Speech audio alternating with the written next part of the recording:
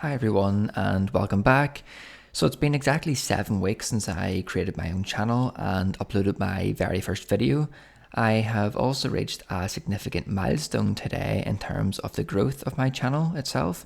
So I've just reached 200 subscribers and I just wanted to say a quick thank you to everyone for all of the support.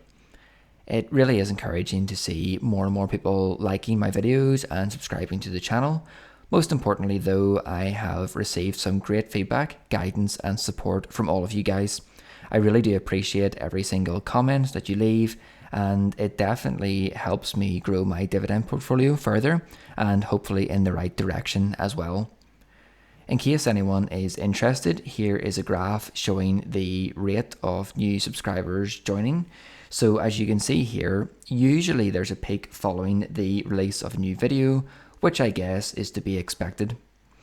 So just a short and sweet video today to say thank you very much for all of your support and encouragement. It really is appreciated. Just to keep you up to date as well, so my next video is currently underway and I will be discussing my actual investment goals in a lot more detail. So that'll be out in a few days. So as always, thank you very much for watching and I will see you all again very soon.